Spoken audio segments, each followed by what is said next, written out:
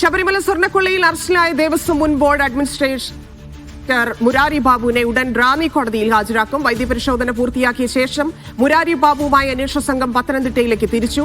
അന്വേഷണത്തിന് മേൽനോട്ടം വഹിക്കുന്ന എച്ച് വെങ്കടേഷും ക്രൈംബ്രാഞ്ച് ഓഫീസിൽ ചോദ്യം ചെയ്യലിനെത്തിയിരുന്നു. സിജോ ബി ജോൺ ചേരുന്നുണ്ട്. സിജോ, ഏതാണ്ട് ഒരു 5:30യോടുകൂടി അവിടെ എത്തും എന്ന് മനസ്സിലാക്കുന്നു. തുടർന്നുള്ള നടപടികൾ എന്തൊക്കെയാണ്? അന്വേഷണ സംഘത്തിന്റെ നീക്കങ്ങൾ എന്താണ്?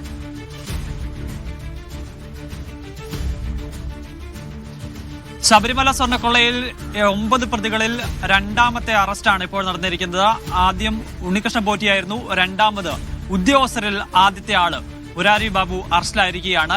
ഇന്നലെ രാത്രിയാണ് കസ്റ്റഡിയിലെടുക്കുന്നത്. അതിനുശേഷം 8 മണിക്കൂറോളം അന്വേഷണ സംഘം ചോദ്യം ചെയ്തു. അതിന് ലഭിച്ച വിവരങ്ങളും നേരത്തെ ഉണ്ടായിരുന്ന തെളിവുകളുടെ അടിസ്ഥാനത്തിലാണ് അതിവേഗം തന്നെ അറസ്റ്റിലേക്ക് അന്വേഷണ സംഘം കടന്നിരിക്കുന്നത്.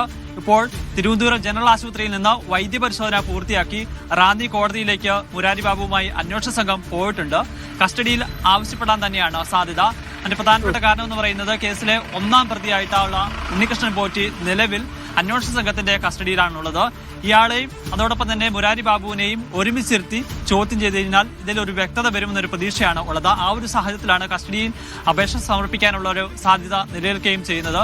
ഇതിന്റെ ഒരു ജൂറിസ്ഡിക്ഷൻ റാന്നി കോടതിയാണെന്നുള്ളത് കൊണ്ടാണ് ഇന്നലെ തിരുവനന്തപുരത്ത് എത്തിച്ച മുരാരി ബാബുവിനെ റാന്നിയിലേക്ക് കൊണ്ടുപോവുകയും ചെയ്തിരിക്കുന്നത്.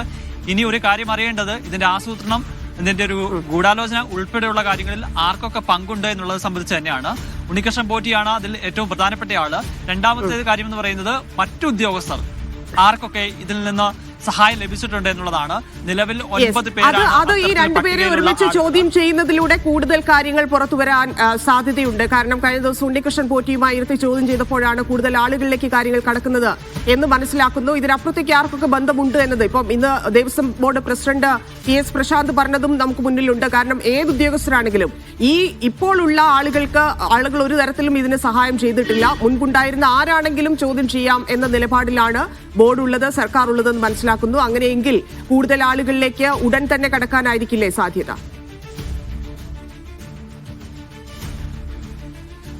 തീർച്ചയായും അതിവേഗം തന്നെ അന്വേഷണ സംഘം മറ്റു ഉദ്യോഗസ്ഥരിലേക്ക് പോവുകയാണ്. ഇവരുടെ ഓർത്തയുടെ പങ്ക് സംബന്ധിച്ച് പ്രാഥമികമായ ഒരു പരിശോധന അന്വേഷണ സംഘം നടത്തിയിട്ടുണ്ട്. അതുമായി ബന്ധപ്പെട്ട രേഖകൾ കളക്ട് ചെയ്തിട്ടുണ്ട്. അത് വിശദമായി പരിശോധിച്ചുകൊണ്ടിരിക്കുകയാണ്. ഇന്നോ നാളെയോ ഒക്കെ ആയിട്ട് ഈ മറ്റുള്ള ഉദ്യോഗസ്ഥരെയും കൂടി അന്വേഷണ സംഘം ചോദ്യം ചെയ്യാനായി വിളിപ്പിക്കും. അവരിൽ നിന്ന് മൊഴിയെടുക്കും. അതിനുശേഷം ആ കാര്യങ്ങളിൽ ലഭിക്കുന്ന വിവരങ്ങളുടെ അടിസ്ഥാനത്തിലായിരിക്കും തുടർ ഉദ്യോഗസ്ഥരുടെ അറസ്റ്റ് ഉൾപ്പെടെയുള്ള നടപടികളിലേക്ക് പോവുക. നമുക്ക് ലഭിക്കുന്ന വിവരം അനുസരിച്ച് ഇനി അടുത്തതായി കസ്റ്റഡിയിൽ എടുക്കാൻ പോവുക, ചോദ്യം ചെയ്യാൻ പോവുക എന്ന് പറയുന്നത് അന്നത്തെ ദേവസ്വം സെക്രട്ടറി ആയിരുന്ന ജയശ്രീയാണ് ഇത് ഉണ്ണികൃഷ്ണൻ പോറ്റിയുടെ കൈവശം സ്വർണ്ണപ്പാളികൾ കൊടുത്തുവിടാൻ വേണ്ടി ഉത്തരവ് തിരുത്തി അങ്ങനെ എഴുതി ചേർക്കുന്നത്. അതിനുശേഷം അപ്പോഴുണ്ടായിരുന്ന ആ സമയത്തുണ്ടായിരുന്ന തിരുവാഭരണ കമ്മീഷണറായിരുന്ന ബൈജു അദ്ദേഹം അവിടെ ഇവിടെ സ്ഥലത്ത് എത്തുകയും അത് പരിശോധിക്കപ്പെടുകയും ഈ സ്വർണ്ണപ്പാളികൾ കൊണ്ടുപോകുന്ന വിവരം പരിശോധിക്കുകയും ചെയ്യേണ്ട ഒരു ഉദ്യോഗസ്ഥനാണ്. പക്ഷെ ആ ഉദ്യോഗസ്ഥൻ അവിടെ ഉണ്ടായിരുന്ന പോലുമില്ല.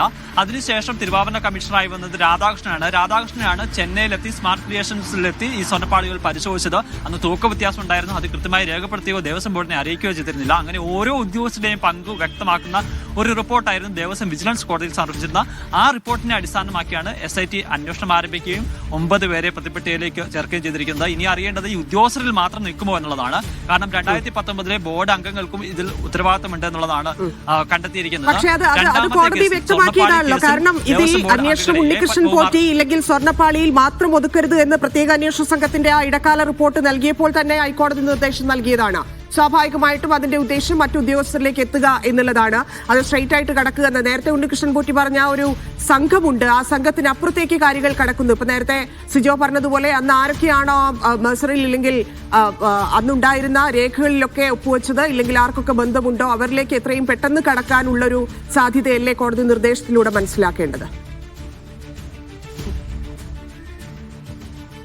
തീർച്ചയായും കഴിഞ്ഞ ദിവസം ഇടക്കാല റിപ്പോർട്ട് കൊടുത്തപ്പോൾ കോടതി ഒരു കാര്യം എടുത്തു പറയുന്നുണ്ടായിരുന്നു. കാരണം 2019 ഇത്തരത്തിലൊരു അട്ടിമറി നടന്നു എന്നുള്ള കാര്യം ഒളിച്ചു വെക്കാൻ വേണ്ടിയാണോ ഉണ്ണികൃഷ്ണൻ പോറ്റിയെ തന്നെ 2025 ഇത് സ്വർണ്ണം പൂശാൻ വേണ്ടി വീണ്ടും കൊടുത്തുവിട്ടത്? അതിൽ ഗൂഢാലോചന ഉണ്ടായിട്ടുണ്ടോ? ആ കാര്യം ഒളിച്ചു വെക്കാൻ വേണ്ടിയിട്ടാണോ ഇക്കാര്യം ചെയ്തിരിക്കുന്നത് എന്നുള്ളൊരു കാര്യം പറയുകയും ചെയ്യുന്നുണ്ട്. ആ ഒരു സാഹചര്യത്തിൽ 2019 ബോർഡ് അംഗങ്ങൾ മാത്രമല്ല നിലവിലുള്ള ബോർഡ് അംഗങ്ങളും ബോർഡ് പ്രസിഡന്റും ഉൾപ്പെടെ ഇതിന്റെ ഒരു സംശയത്തിന്റെ നിഴലിലേക്ക് വരികയാണ്. അതിൽ പ്രധാനപ്പെട്ട കാര്യം എന്ന് പറയുന്നത് ഈ സ്വർണ്ണപ്പാളികൾ കൊണ്ടുപോകുന്ന സമയത്ത് 2025 സ്വർണ്ണപ്പാളികൾ കൊണ്ടുപോകുന്ന സമയത്ത് സ്മാർട്ട് ക്രിയേഷൻസിന് ഇതിനുള്ള സാങ്കേതിക സംവിധാനങ്ങളില്ല എന്ന് അന്ന് ഉദ്യോഗസ്ഥൻ രേഖപ്പെടുത്തിയപ്പോൾ അന്നത്തെ ദേവസ്വം ബോർഡ് പ്രസിഡന്റ് ഇപ്പോഴത്തെ ദേവസ്വം ബോർഡ് പ്രസിഡന്റ് പ്രശാന്താണ് ഇക്കാര്യത്തിൽ ഒരു കത്ത് നൽകുകയും ചെയ്യുന്നത്. അതിനുശേഷം ആ ഉദ്യോഗസ്ഥൻ ഇത് രേഖകൾ തിരുത്തുകയും മറ്റൊരു കത്ത് അയക്കുകയും ചെയ്തു. അങ്ങനെ ഒരു അട്ടിമറി അവിടെ നടക്കുകയും ചെയ്തിട്ടുണ്ട്. സ്വാഭാവികമായും അങ്ങനെയൊന്നും പറഞ്ഞ് കൈ കഴുകി ഒഴുകാൻ